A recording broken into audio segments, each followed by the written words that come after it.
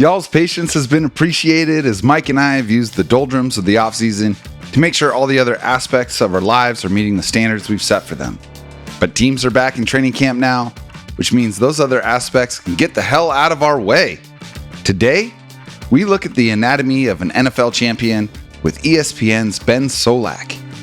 Let's light him up.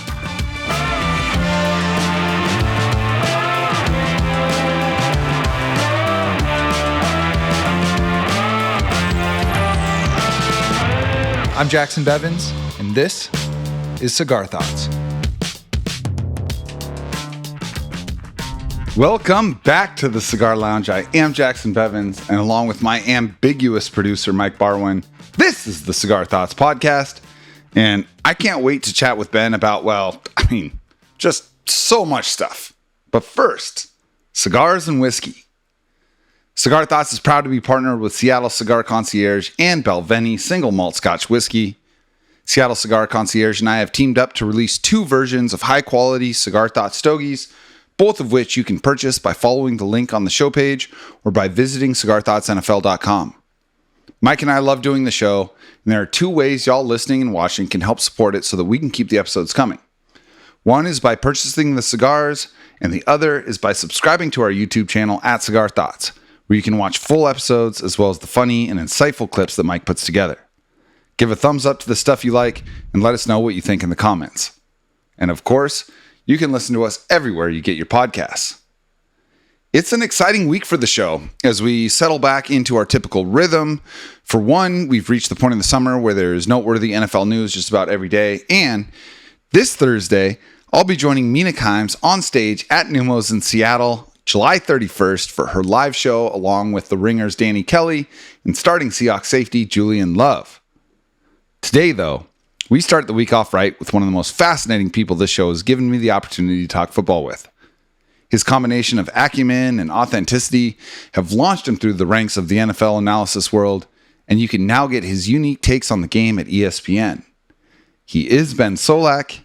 Ben, thanks for coming back on, man. Thanks, Jacson. It was sick, a good intro. Mina Kimes show, live show, Seattle, whatever. I like it, getting the people excited.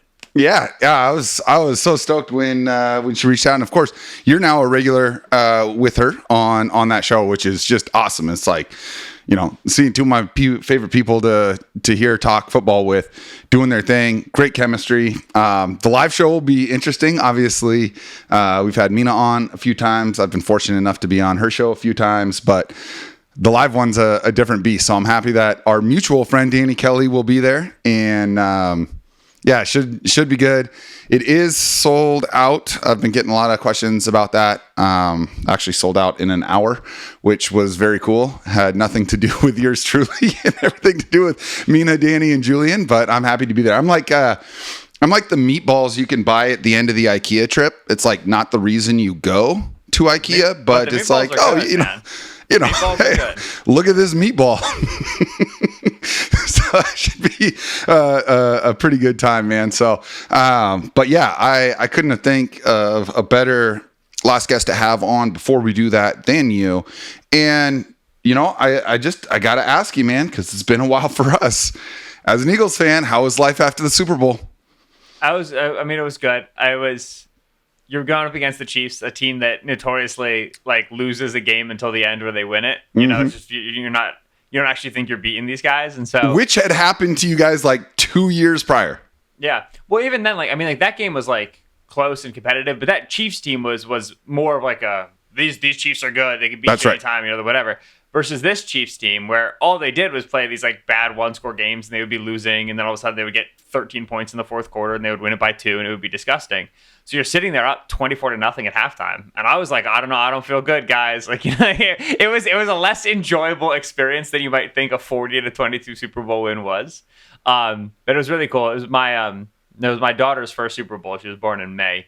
And so she got to take a little picture in her Eagles onesie during kickoff. I negotiated with her mother that she got to stay up late enough to see kickoff. We took a little photo of the TV, and then she was whisked upstairs for bedtime. But that was I was very emotional the next day telling my daughter about the fact that all she knows is a Super Bowl champion Eagle team. I said, I went through the early aughts. I went through the McNabb years. It's not usually like this, but I'm very happy for you. 1-for-1 Super Bowl champion for her. Yeah, that's pretty incredible. And who's to say her appearance had nothing to do with the outcome? The analytics are saying right now that correlation or causation the edge is yes, exactly, is the existence of the young Solak. No, and it's so funny you talk about that feeling at halftime, because the one Super Bowl win that I've experienced as Seahawks fan, it was same thing. Right.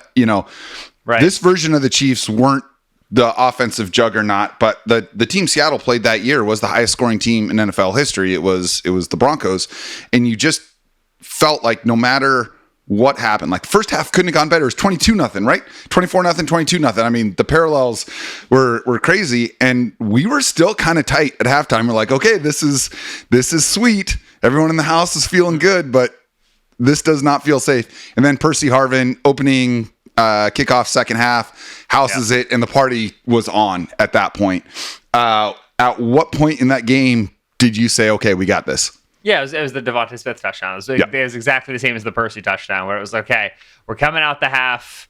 Are we actually going to be on this, whatever? I think they had a field goal drive before that drive, and then they had the turnover on downs, and then just immediately went for the throw, hit it. They go up 34-0 at like the end of the third quarter. Mm-hmm. It's like, okay, even the Chiefs can't. Yeah, you're like doing the math. Like, how many drives do they even have left? Right? They need to do this.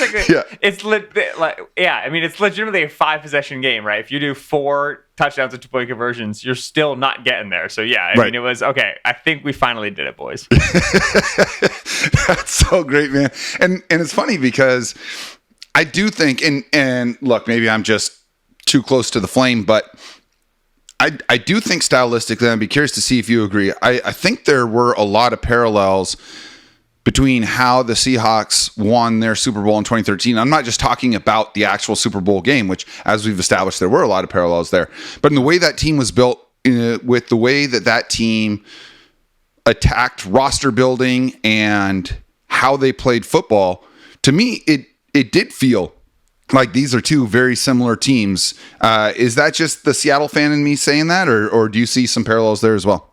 I don't think I remember and know enough about that Super Bowl Seattle team to say it with confidence. Sure. And I want to give myself a pass here, but because I was too busy with high school sophomore chem to really dive sure. deep into the 2013, 2014 Seattle Seahawks.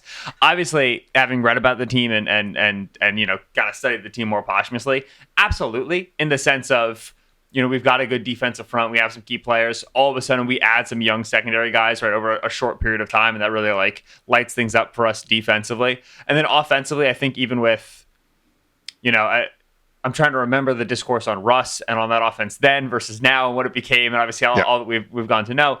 But even at that time, right, Russell Wilson is not a first-round pick at quarterback. He's a player that's viewed as a rising star at the quarterback position, a good quarterback at the position, but not necessarily someone who's, he might be the next, Peyton Manning and Tom Brady. As Seahawks fans, we were fighting for the legitimacy of Russell Wilson, right? Because, he's being carried by Marshawn Lynch. I mean, Marshawn was leaned on super heavy that season, same as Saquon. Oh, he can't throw over the, a lot of echoes of Jalen Hurts here, right? He doesn't throw over the middle. He's just winning with his legs. He's not playing true quarterback. All of that discourse was happening for sure. Yeah, and we had way less seasons on Russ, right? Was that Russ's first or second year? Second year, right? And so we had way less seasons on Russ than we did on Hurts.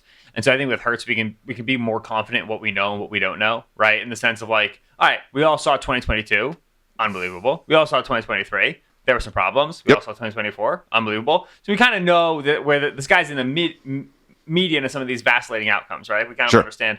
Whereas Russ, we were still kind of in the data gathering stage. I say that, but also those Eagles fans right now who are like, why isn't Jalen Hurts top 5? It's like, okay, well, maybe we still haven't ironed this out. Regardless, I think that build of relying on the running game to such a degree that there's quarterback questions, but who cares? You won a Super Bowl by an enormous margin. You were a complete team. You're able to win the game in all phases. Yeah. That's what every coach, and it's training camp right now. Every single coaching staff is sitting down going, how do we win games with defense and win games with the running game and win games through the passing game? None of these teams' objectives are, let's make sure everyone in the league knows how valuable our quarterback is, right? It's Sure. hey, like let's make sure we can be multifarious. We can win games in a variety of ways. Your team's in a good place. If your quarterback's being called overrated, it's probably because your team is good. Yeah, right. And let's consider the alternative, and it's the discourse that like we just saw the Jim Harbaugh quote about Justin Herbert. What Justin Herbert needed to improve on the most. Having good players around him, right? Like he makes a point where, like, what have the Chargers been doing for 5 years? Been like, no, we promise this guy's good. It's just we suck. Like we haven't been able to do it around him, and that is the sign of a bad team that's only got a thin range of outcomes, only has kind of one. Matt Ryan games. Falcons. The Chargers and Falcons have echoes of each other all the time. I see it every single year. And Trevor Lawrence Jaguars, I would bring up, right, as like with the Urban and the Doug Peterson year, where it's like, okay, like no, Trevor needs to get better, but also like. This over here, like we gotta actually be a real football team before we can say emphatically this guy, doesn't have what it takes to win in the playoffs or whatever. Right. So, given how the Eagles won this Super Bowl, and obviously not just the Super Bowl, but what we saw from them was the best, just like in 2013. What we saw from the Seahawks in that Super Bowl wasn't anything new. It was just. It all clicked on the same day. Like they were the best versions of themselves in every asset of that game. I feel like that's what we saw from the Eagles in this one. So now that we've had a chance to digest and step back, is how Philadelphia built this team the new blueprint for NFL success that other teams should be trying to emulate? Or is there a counterpunch that approach is susceptible to? Yeah, I don't think there is or ever will be in the NFL a blueprint to success that you should follow religiously or otherwise, fail. I think there's a lot of ways to skin a cat. I think there's a lot of ways to get to that playoff win, right? Like whenever we start adjudicating on the future of NFL team building by virtue of who won the Super Bowl last year, we lose so much good data because there's only one Super Bowl winner out of 32 teams, A, and B, and this is always the most important thing. I feel like I say it all the time. In MLB, man, you play series of 5 and then series of 7 to figure out who's the best team. And NBA, you play series of 7 games at every single round of the playoffs to figure out, okay, who's the best team. NFL, we play best of ones, right? Ask Mark Andrews and the Baltimore Ravens about a best of one, right? Ask Jared Goff against that Washington Commanders team and that game they endured, that Jaden Daniels blackout game. Ask them about a best of one, right? If the Commanders and the Lions play 7 games, buddy, Lions are probably winning that series, but we don't do that in the NFL. And so you have teams like I just tweeted this last week. The 2020 to 2024 Baltimore Ravens and the 2020 to 2024 Buffalo Bills are the 2 best 5-year stretches for a team by DVOA that's failed to make a Super Bowl. Sure. So if all we do is we look at Super Bowl winners and we say, okay, how should we kind of model things after those teams? We lose all the Josh Allen data and all the Lamar Jackson data because they haven't even made it to the game, right? And that's just the virtue of Patrick Mahomes and how good that player is. So when it comes to the Eagles specifically in that build, absolutely, there are top-level things to take from Philadelphia's approach and try to map onto yours. The Eagles' commitment to the trenches is unparalleled, right? I mean, every single draft they are leaving. Every single draft they are leaving with multiple offensive linemen, right? Just dart throws in the 5th round, big guys in the 7th round, right? The Jordan Mailata development, they draft Cameron Williams out of Tennessee. He's this enormous guy. Let's see if he's something. They care about OT4 more than anybody does, right? Can we spend a minute on this? Because I feel like there's maybe 4 fan bases that don't think their offensive line sucks. Like it's just gotten so difficult to build a good offensive line. I think people tend to underestimate how hard it is to find 5 good ones. Is it that the Eagles have created this offensive line because of resource allocation, because of just getting lucky with these guys, or how much of it has to do with your offensive line coaching? Yep. So that's the first and most important thing here is to talk about Jeff Stoutland, who's the Eagles offensive line coach. He's been the Eagles offensive line coach since 2013. So he's one of the longest tenured positional coaches with one team in football, right? Remember, does he not have aspirations of OC, or just he's not that kind of guy? I asked around about it. I wrote a piece about him a couple of years ago, and it's pretty classic, like, wow, he just likes his job or whatever. My guess is that Jeff Stoutland cares and treasures more and finds more valuable the fact that Jordan Mailata came from Australia, moved to the United States. Stoutland not only helped make him a really good player, but listen to how Stout listen to how my talks about Stout. He talks about him like a second dad. He's called him that multiple times, right? Like he has a strong personal relationship with Mailata, with Lane Johnson, with Jason Kelce, right? Who Kelsey's development was hugely Stoutland. Again, Stoutland arrived in 2013. So he had young, bad Jason Kelce, and I helped bring that guy along. I think if you ask Stout, what do you care more about? The fact that Mailata is good or the fact that you have 2 Super Bowl rings? I'm pretty sure he'd say Mailata. Like, it just doesn't... The Super Bowl is sick. It's like a proof of concept on the team level. But for him, like, it's that profound interpersonal relationship he gets with the 11 guys in his room that just means more to him than... Like, and here's the slow motion me of hosting the Lombardi Trophy, with the confetti falling. It just doesn't do it for him relative to the development. Stoutland, so again, he hired in 2013. That was the Chip Eagles. Chip knew him from the college ranks because he was at Alabama previously. They're both Northeast guys, like both New Hampshire or whatever. So he was hired by Chip. The whole Chip experiment is like no good, right? The Eagles fire him at the end of the season. Like it's like, okay, this didn't work. Doug Peterson comes in. They keep the guy. They keep Jeff Stoutland. Right. They keep this coach from Chip's guy. And then they go through Doug. They win a Super Bowl with Doug. Doug leaves. Okay, time to hire Nick Sirianni. They keep the offensive line coach, right? He survived multiple coaching firings, Jeff Stoutland has, because he's that valuable. Which, to be clear, is so goddamn rare to see positional coaches survive these transitions. He's just the dude, capital T, capital D. Right. Like, no one's like, oh, yeah, I got a better guy for the offensive line. Like, he's established that. It was, who was the Patriots legendary offensive line coach during their run? Yes, same thing. Yeah. Now, you asked about, okay, personnel-wise, like what are they getting done? Like, are they getting lucky on guys? So Stoutland and the Eagles have a list of what they call critical factors of the offensive line. It is their positional non-negotiables. When you talk about the draft process, the Packers always draft the fast guys. That's the similar thing, right? It's the critical factors. The Eagles' critical factors are things like height, weight, length, but also like ankle mobility and hip mobility, and they measure this stuff when they do their private workouts. And they understand exactly what their guardrails are for the offensive line. And then, this is where Howie Roseman steps in, they never stop firing bullets at the position. We have 5 starting offensive line spots. We will never have 5 receivers on the field at once. It won't happen. We're going to have 5 offensive linemen on the field every single play. So, the 6th guy here, the 7th guy here, the 8th guy here is going to be a hugely important guy for us. Because if he's got to go on the field, he's got to go on the field for every single snap. And we need to be able to do multiple things here because left tackle is different from right guard, different from center, so on and so forth. And so the Eagles had the best offensive line in football last season. They absolutely did.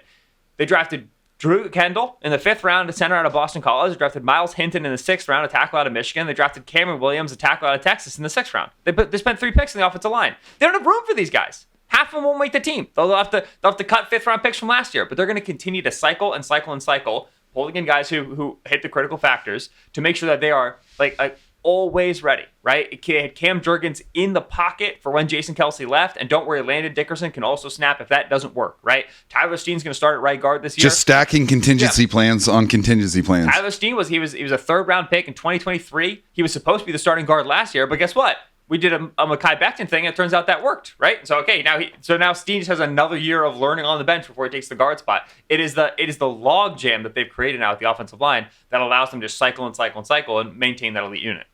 Yeah, and I will say I agree that you can't just say, okay, this is what's worked this year, this is even what's worked the last few years, so this is what every team needs to try and do. And even if it were true that there was a play style or roster building style that transcended eras, which I don't believe there is, we also tend to think that, either an offensive lineman is good or bad, a running back is good or bad, a cornerback is good or bad, where it's like some offensive linemen are really good in a man scheme. Some offensive linemen are really good in a wide zone scheme. It's the true unicorns who can do it all. Same with running backs, right? Like you have some that are just so good that you can just put Christian McCaffrey out there for 90% of the snaps and know that you're good, whatever it is that you need to do to win that game. Those guys are very, very rare. And with the amount of coaching turnover that we see, especially at the coordinator ranks, one thing I was fond of pointing out last year was the only offensive coordinator last year that was in his 3rd year as the offense coordinator for that same team was Ben Johnson, and it was only because he turned down head coaching jobs. You get this crazy turnover, and guys are bringing in the scheme that made them effective, and now you might have square pegs, and you need, and you're bringing in round holes. But the one thing that does seem to work regardless is, are you winning up front? And the reason that I asked this question, the goal here is not to just slarve the dodes of the Philadelphia Eagles for an hour on this show. It is to recognize that they built something really, really impressive this past year, and to use it as a lens through which we see the rest of the league. And it feels like we got a return to dad football last year. Now, part of that might be because we had a crazy outlier year in terms of running back health, especially among the older running backs. We saw running backs change teams and thrive, which is not something that happens a lot of times. But I think there was a clear 3 best teams in each conference last year.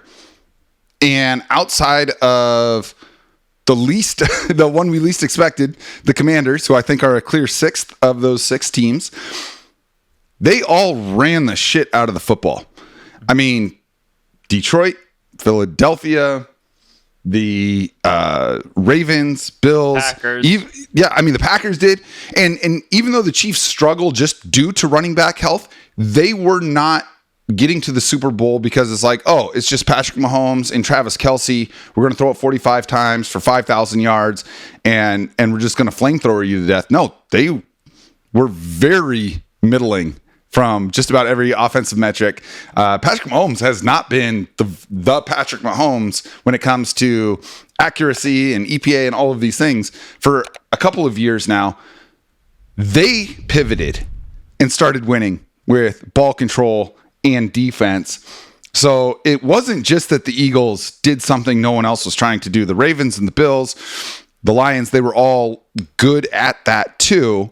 Does that give you more of a sense of, okay, this actually has staying power because it wasn't just the one team that did this? Yeah. So yes, like to a degree. I think that for the full-on data nerds, right, in like 2019, 2020, 2021, it was like, you had coaches talking about, we got to make sure we get at least 30 carries, right? Pete Carroll, what was his whole thing? 53 total completions and carries? This was the next thing I was going to bring up. I'm so glad you're saying it. So you get that, and it's like, man, what are these old coaches like? This is wrong. Like, there's no correlation to this particular stat you brought up in winning. And it's like, yeah, okay. So they've got like Pete Carroll's got a thing he says about 53, and it's a thing he presents to the team, and it's something that an old coach taught him.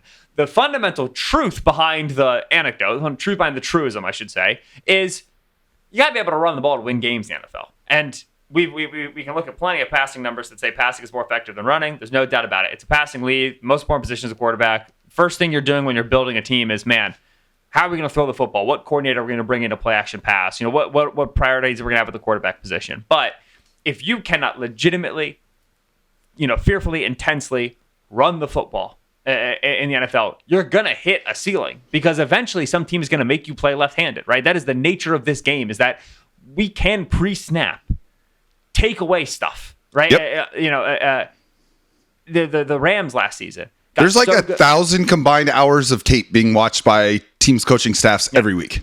And so even in the peak of the passing game movement, right, where every coach and new offensive coordinator was getting questions about, and they could all say the letters EPA and talk about it as a pass league and whatever, it was true that at some point you were going to have to hand the ball off. And it sure would be nice if you were good at that, wouldn't it? It would sure be nice if you had practice and spent time on it, had talent for it. Now we have this swing back moment where a lot of people run the ball and they run it well. And the response and the claim, the running game, it's back now and you want to be ball control, whatever. But it's the same truth as it was 3-4 years ago when it just wasn't as sexy, which is that you still got to be able to do this, right? Running game is having a moment now, but in 4 years, it's not going to be having a moment because some whiz-bang offensive coordinator kid is going to come up with some new way to throw the football that's going to stress out defenses and break rules. We're going to have a big passing bump in 3 years. We're like, all right, the running game is dead.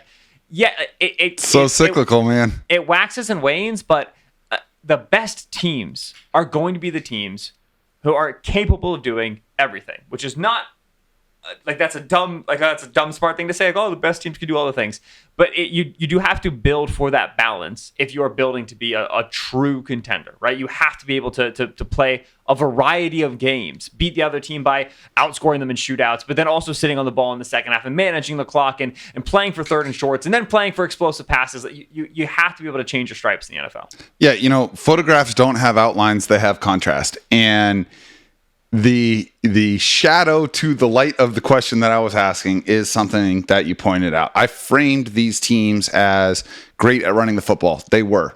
But if that's all you can do and things don't break your way and you're down 14 points in the fourth quarter, you cannot run your way to victory.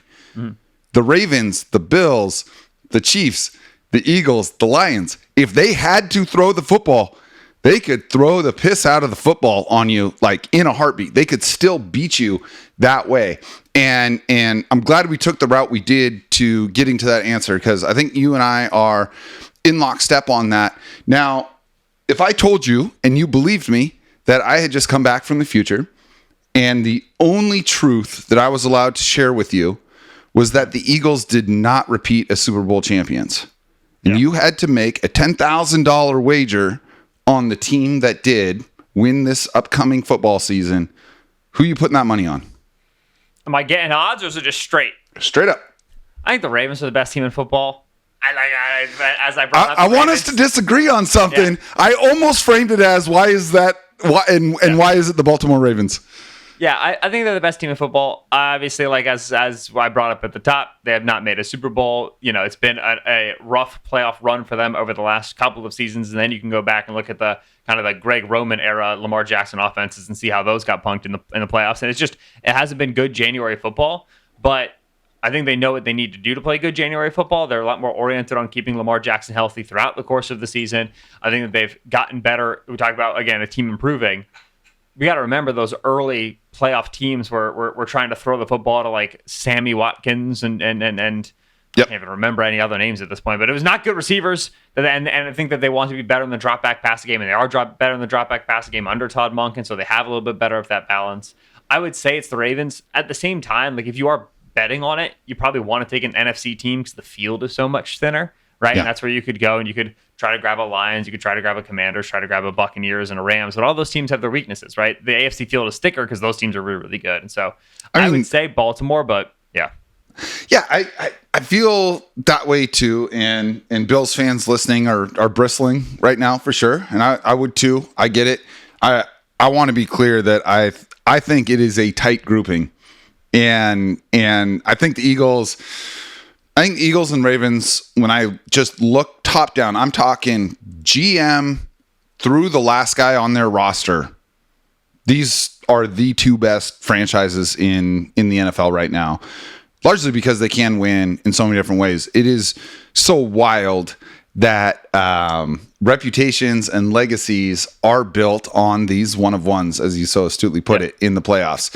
Because you're right, you play best of sevens if you could, if the attrition wasn't what it was in the NFL and you could play 3 games a week, then yeah, we would see the cream rising to the top every year. But it's not how it happens. And sometimes very good players. Dan Marino is the single best thrower of the football I have ever seen in my life. I know he predates you a little bit.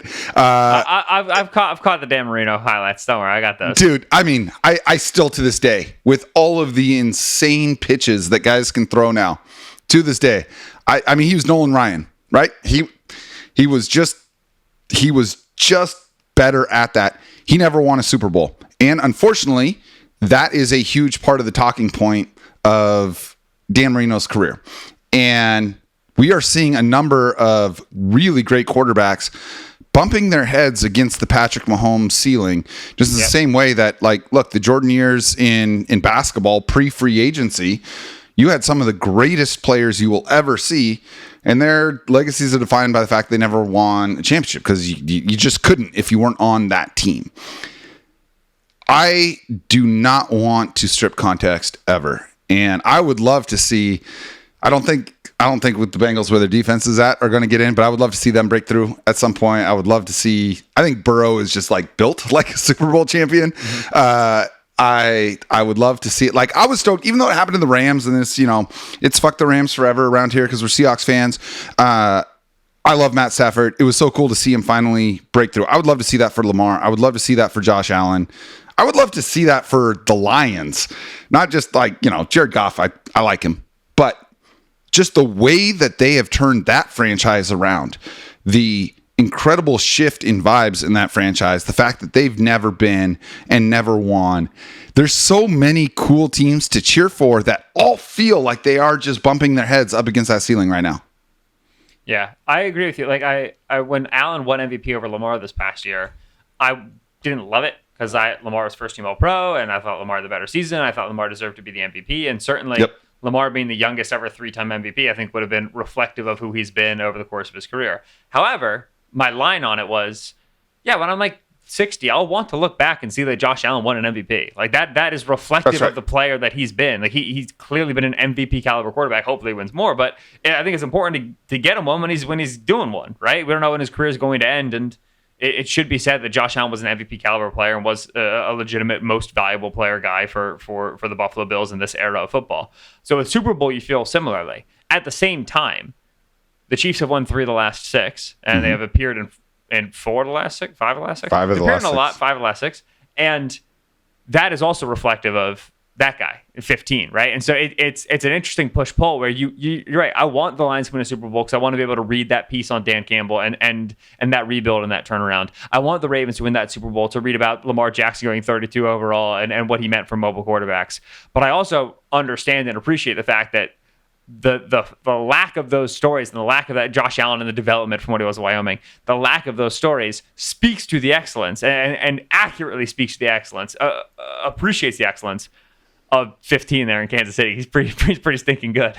Oh my gosh. Yeah, exactly. I mean, the AFC was on lock for 2 decades prior to the Patrick Mahomes surgence and Andy Reid coming over and really unlocking all of that stuff, because the Patriots made 10 Super Bowls in 20 years. Like, the AFC has been so difficult to break through. There has been, over the last 30 years, half of the Super Bowl appearances have been taken by 2 teams. And it's just so easy to lose sight of the fact of how difficult it is for teams to reach a level in a league that openly is trying to knock you off of your pedestal at any given time, to maintain that with the way salary cap works and free agency works and all of these things. You're not supposed to stay there forever. And you see these teams do it. It's so impressive. And I can't wait to see who breaks through. Question for you: how many teams do you feel have like a legitimate, I'm surprised, but I'm not shocked, if they won the Super Bowl? All right. Baltimore, Buffalo, Kansas City. You said surprised, not shocked? Mm-hmm. Okay, I think the Bengals apply to that simply because the offense is so good. Yep. I will be very surprised, but I don't think I'll get the shocked because it's, okay, Jamar Chase, Joe Burrow, T. Higgins, like, yeah, that makes sense. And we saw them a play away 3 years ago. Yeah. So I think Cincinnati's up there. That's AFC. Let's table that right now. NFC, Eagles, Lions for sure. Surprised, not shocked. Buccaneers. I think the Bucs are going to be so good this year. I think that the defense is going to be a lot better. They had so many injuries last season. Todd Bowles tends to be a good defensive coach. The Tristan Wirfs thing is worrying me a little bit. Tampa up there. Rams, I think I'm surprised, not shocked it qualifies. I mean, they're the only ones that scared you guys last year. Yeah, and what the thing that we can't forget to remember with the Rams is that, and like I'm sorry for saying this on this podcast, they got to a point last season with Cooper Kupp where they just had only one option on offense because Kupp was struggling so much in the back half of that season. Trust me, I've been banging that exact drum. And I don't think people I with Javonte Adams in place, and specifically with what he does relative to Kupp and Puka and kind of that new vertical aspect, I legit think there's a chance this is the best passing season we get from the Stafford Rams ever. Like, I think that they have a chance to just like Stafford 4,000 yards, 40 touchdowns sort of a season. So the Rams are there for me. I'm looking at odds right now. Niners would shock me just because I think they're dealing with so much youth and so much injury. They're pretty high up there. Commanders would shock me. That roster, like Jaden's amazing, but that roster's just not that good. I know they just made the conference championship game. That would shock me. Packers would shock me. So yeah, I think. Oh, Texans. Houston Texans would surprise not. Okay, I think I'm that's glad. Like 8 or 9 teams for me. Yeah. Are you buying the Broncos? No, that would shock me. Obviously, very good roster. Bo Nix last season improved over the course of the season. September was really rough. He was taking on water. Water was up to his neck. He was sneaky bad if you lift the covers up. Yeah, but that offense got better by asking him to do less. And I understand Broncos fans get very mad at me when I say that, but it is objectively true. Doesn't mean he's bad. Doesn't mean that he's going to be bad. Doesn't mean he can't get better. But last year, that offense got better by reducing Nix's role in it. Mm-hmm. So when they ran into Buffalo in the postseason, Buffalo said, okay, we're going to play with 7 in zone and just sit on everything. Can you convert 90 third downs today? It's like, no, that's just it's not viable for contention against the best teams. So I need to see a different caliber of play from Bo Nix, and I'm hoping to see it. Like I don't have anything against the guy, but I need to see a different caliber of Bo Nix before I get there on the Broncos. Where in the landscape of contenders do the Seahawks rank for you right now? And for me, there's 2 different answers. There's an answer for 2025, and then there's an answer for however long we want to define a window after this year. Pretty far. I like Mike Mack a lot. I think that he's going to do a good job getting that defense to perennially overachieve. And the hope is going to be that with, Leonard Williams and Devon Witherspoon and our guys now, like we have enough star talent to be a top 10 unit. And they certainly were that over the course of last season. But in general, when we talk about contending caliber defenses, right? Like our postseason run is powered by our defense. We're talking about teams that have horses of stars, right? You have like 3, 4, 5 guys. And I'm not sure I see that yet in terms of their depth chart, right? You have question marks about if Reek Woolen can be that player. Question marks if Boye Mafe can be that player. If Nick Monwari can be that player. Like we don't know that they're that caliber of dude yet, right? So defensively, you still need just a different level of personnel before I start talking about like, oh, this defense could power you through a run. Well, and it's easy to overlook how big the gap typically is year in, year out between a top 3 defense and a top 10 defense. Right. That's right. That's a very good way of saying what I was trying to say. That's exactly it, which is the 8th best offense, you're a Super Bowl offense. The 8th best defense, you're not a Super Bowl defense because the offenses are so good on the other side. So you have to be legitimately, right, that top 3 unit in order to be like a defense that, again, I would call can power you through a postseason run. Then you get the offensive side of the ball. And the fact that it's been 2 offensive coordinators in 2 years and they've moved on from Grubb, you call it a good sign because they, figured out the mistake quick. But also to me, it's like, okay, pick a guy, build a system. Your second quarterback now in 2 years. Like you want to be able to start building some continuity. You don't want to end up in a spot as the defensive head coach, CEO guy, where you're just constantly cycling through offenses and cycling through quarterbacks. So there's no stability there right now. Obviously, offensive line, kind of bring the conversation back to the top. Like it's hard to take a team seriously as a contender when they seem to be multiple years away on the offensive line. And then weapons wise, made the effort in changing that group, but we can't sit here and say, they got younger and they took dart throws because they didn't. They added Cup and they added MVS, and it feels like they're trying to have a level of competency on that side of the ball. And so there's not enough star talent on Seattle right now for me to be like, oh, I see the vision how they would become a contender. Yep. Now, this time next year, we're talking about Elijah Arroyo's, 100 catch with 1,100 yard season. It's like, okay, well, now we've got a guy, but we don't know that yet. Yeah, I think for me, the free agency and trade window of the offseason was super disappointing for me. Like, I mean, I was really upset. I'm a Geno guy. I think you're a Geno guy. As far as like relative. Firmly and thoroughly, yes. Yes. Yeah. Certainly relative to the average, opinion of Geno Smith. I'm obviously a DK Metcalf guy in not only, production is going to wax and wane. He's not Justin Jefferson. He's not going to transcend scheme and be a 1,400-yard receiver regardless. But what he does for an offense, I think they're going to feel that absence a great deal. I didn't love what they did before the draft. I did love the draft, and I'm someone that's been pretty critical of Seahawks draft classes. So this is not just Pollyanna stuff. I thought I was at least excited about all of it, but outside of your first round pick, I don't really expect year one contributions in a major way. Like you need Gray Zabel to step in and be a difference maker on the offensive line. Like if he is not that by the end of year one, you're starting to have questions about that pick.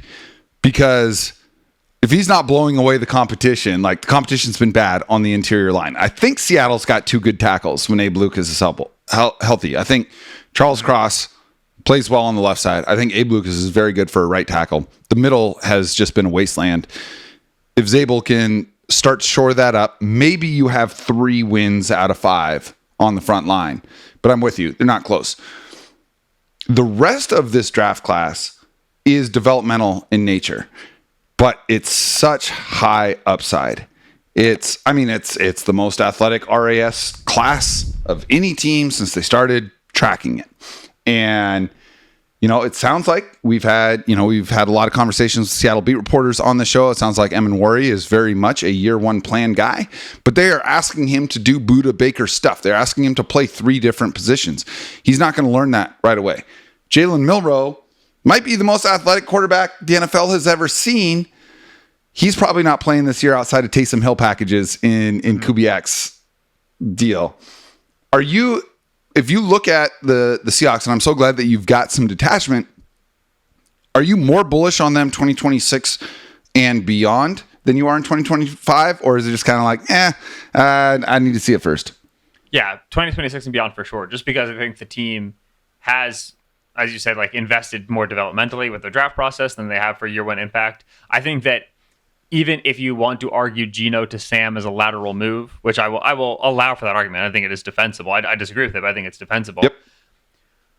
Doing that, but then also like moving on from DK, moving on from Lockett just implies a level of like, all right, we are soft resetting with an interest in taking some bigger swings, but we're not going to it's not like, we need to immediately reload, right? Or, go and immediately all right, we need to be able to produce with Sam Darnold. We need to be able to do this on offense. No, I think they know the offensive line is a little bit away. I think that they even know defensively, like I said, they need to get more stars there. And so they're going to keep a base level of competency with players like Sam Darnold, with players like Cooper Kupp, while allowing for players like Jalen Milroe and Torrey Horton to describe a bigger future for this offense. And that'll be a multi-year process. It always is a multi-year process.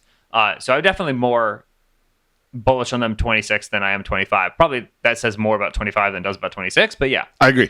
Yeah, no, I think that's an excellent way of putting it. And one thing that now is I'm like, we're far enough into the offseason where, sure, there may be a surprise trade coming. Like, sure, it's fun to imagine that the Noah Fant release is freeing up money for a Trey Hendrickson trade and sign to an extension, whatever. Like, you can do that. I was actually super bummed that Von Miller didn't sign with them. I would have loved to see a mercenary defensive end brought in, because I do think that they are like a legitimate closer pass rusher away from being a team you feel very good about having lead in the fourth quarter. Notice I didn't say feel very good about having an elite defense, but most teams, 90 to 95% of teams, are still scared when they have a 3 to 10 point lead in the fourth quarter. Just nature of football. Mm-hmm. But this offseason tells me that John Schneider is very, very comfortable in his post-Pete Carroll role, because trading Geno Smith and DK Metcalf for Sam Darnold and Cooper Kupp is not a let's go win a Super Bowl right now, because, it's not Brian Daboll and Joe Shane. You know what I mean? This draft class was not about who can help us at positions of need year one, get us over the top. This is highly developmental draft class. High quality clay given to the sculptors. Trust in this coaching staff to develop these guys, which is cool. But I still think we're probably looking at an 8 to 10 win team this year, but that can be said about probably 18 to 20 teams, winning at least 8 to 10 games this year. It feels like a very diagnostic year for the Seahawks, with hopes that starting in 2026, you see this young infusion of talent take us to a next level. I think it's the absolute right read. And like, having such a year does not preclude you from team success in 2025, obviously. Like, if Mike Mack just does good work, if Clint Kubiak does good work, you will win more games than you expected. You will have more momentum. You will be, fighting for the division. You'll be playing in a wild card round.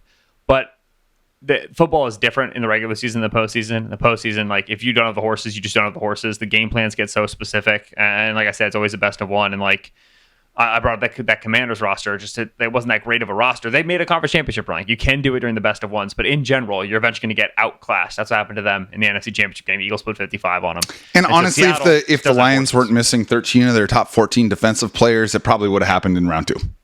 Yeah, so that's why for me it's Seattle. I just don't see them as having, like I say, the horses necessary to make a legitimate run. But that doesn't mean the season is going to be a failure by any stretch or going to be unpleasant to watch or full of losses. A lot of that, again, falls on Mike Mack and the coaching staff. Yeah. Would you be generally bullish about the direction of the franchise? I like Geno a lot. I think Geno's a very, very good quarterback. So I'll just say that. Listen, man, you do not got to worry about offending me or the listeners here. It's yeah, I am right there. I with would not you. have done it this way this season. I would have felt confident enough in what I saw of McDonald in that defense year one. I would have felt confident in what I saw in terms of Matthew Stafford getting older and some of the Niners struggles last year and that very young defense to say, hey, we can probably win the division if we get a little bit more serious on the offensive side of the ball. I like the Clint Kubiak hire, and I thought that had the potential to elevate the offense a little bit. And then they went and kind of blew things up on the offensive side of the ball. I don't fault them for the decision. I understand it. Wouldn't have been the way I did it. Yeah. Last question for you here. Mm-hmm. Seeing what Seattle got in return for the Geno and DK trades, seeing who they replaced them with in free agency, and seeing the contracts that Geno and DK signed, would you have given Geno and DK those contracts? Knowing it means no Kupp, no Darnold, probably no Emenwari, probably no Milroe. Geno for sure. They tagged another 2 years and like $70-something million on his deal. I think that's absolutely the correct going market rate for like not a S tier quarterback, not an A tier quarterback, but a B tier quarterback in the NFL. And I think Geno's firmly B with the potential to be better if he had the same offensive coordinator who knew what he was doing for a couple of seasons. And so Geno for sure. Metcalf is trickier because they gave him such a long much deal. money. That was the only thing that put me at peace. And I'm the world's biggest DK Metcalf fan, but I saw the contract and was like, well, okay, I'm a little less mad now. I don't fault them for not wanting to give him that length of a deal. And I think that we talked about DK last time I was on. DK Metcalf is a good, valuable player. You want to have a player like DK Metcalf on your field. It's a slant on 1st and 10. Oh my God, it's a 75-yard touchdown. Like that is just ideal NFL football. However, in the worlds in which he's your wide receiver one, which that's the sort of money he clearly demanded, you've got some issues on offense, right? He's a player who exists in a silo. He can do a lot of things well, and then after that, there's not a lot of stuff he does average to above average, right? It falls off pretty quick. So you have to have a certain build around a player like that, as opposed to when we talk about other wide receiver ones at a similar price tag, right? The Jets just paid Garrett Wilson. Garrett Wilson, who has not had 1,500-yard seasons in dominant production, still he can exist at all three levels for you. He can move the slot outside for you. He just provides more versatility. It doesn't box you into a certain sort of offense, a certain sort of passing game play style. And so DK, I probably would have not wanted to pay him that much money. You get a second-round pick for him. I think that's defensible business, even though I think overall it takes just your team a step back. Geno would have gotten that contract from me in 2 minutes flat. Yeah. Yeah, man. He would have. He would have. Oh man, that's fair. That's a great note to end it on. Listen, Ben, brother, thank you. I know that you are ramping up in a big way with everything that you do. You've got a full bill of work today to do for the mothership, and it really means a lot that you carved out the time to join us. Yeah, absolutely, man. Yeah, I'm doing this. I have one more thing, and then I'm getting in my car and hitting my first training camp. So, hey! I gotta pack up the lights and the camera and get on the road. All right, I love it. Listen, before you go, tell anyone who may not know already where they can find more of your stuff. Yep, at Benjamin Solak on the socials. My ESPN stuff you all find on the website at Ben Solak. Got columns coming out every single week of the season. Not September and October. I'll be on paternity leave, but after that, you can come read my stuff. Paternity leave? Is that snuck that one in under the Hey, congratulations, man. It's great. It's just people are like, oh, what are you doing this season? Like, we've been on Mina show, and I'm like, well, in week 9, yeah, but not early. I'll be off for a couple months. Good for you, man. Congratulations on all your success, and thanks again. All right, once again, a huge thank you to Ben Solak for his time today, and congratulations to him and his family on baby number 2 on the way. As always, you can find Mike and I on social media as well. I am on Twitter and Blue Sky at Jacson Bevins. That's Jacson. Remember that no K is okay when spelling my name. Mike is on both at Mike Barwin, and the show itself is at Cigar Thoughts on Twitter and at CigarThoughtsNFL.com on Blue Sky. You can catch full video episodes on our YouTube channel at Cigar Thoughts and find the rest of our socials at CigarThoughtsNFL.com. And again, I will be with Mina Kimes, Danny Kelly, and Julian Love this Thursday, the 31st at Neumos in Seattle for the Mina Kimes live show. The event is unfortunately sold out, but be looking for that episode to air shortly thereafter. As mentioned previously, this episode is brought to you by Balvenie Premium Single Malt Scotch Whiskey. Y'all know I'm a huge fan of their lineup, and we are thrilled to have them on board as a sponsor of the show. One of the great things about a great Scotch is how well it plays with a good cigar. So once again, we do have our own special release of cigars that you can purchase at a terrific price as a listener of the show. The release of these Cigar Thoughts Stogies has been successful enough for us to continue offering them for the low price of $149. That's right, just $149 for a bundle of 10. And I will say, I had the opportunity to play in the member guest tournament at my country club, and it was really cool because, most of the feedback we get on these cigars and most of the requests we get from them are online. Thank you to all of you who've reached out on social media, who've ordered it through the website. It's been truly killer to see. But it was awesome to have a number of the golfers, both members and guests, that came up and said that they had ordered these cigars and that they really liked them. I had brought a bunch to the event. We're handing them out. They had a cigar lounge set up after the final round on the course there. And so we were all smoking red zones, Cigar Thoughts red zones in there, and having smoked old fashions. And it was a killer time. So it's cool to see that these are not just cigars that I like or that I'm proud of because it's got our label on it, but that these are actual cigars that are being enjoyed from everyone who is just trying to get into cigars and don't know where to start, to people who have been smoking great cigars their whole life and knowing that they hold up. So the reason that it works is because, as many of you know, we have partnered with one of the most prestigious cigar manufacturers in the world to release these official Cigar Thoughts cigars, which you can order directly from CigarThoughtsNFL.com. You can follow the link on the show page to get these easy-to-smoke stogies rolled with 13-year aged premium Dominican tobacco leaf. And I want to emphasize how big of a deal it is for cigar companies to sit on tobacco of this quality for 13 years without selling it, knowing that it is going to age to perfection.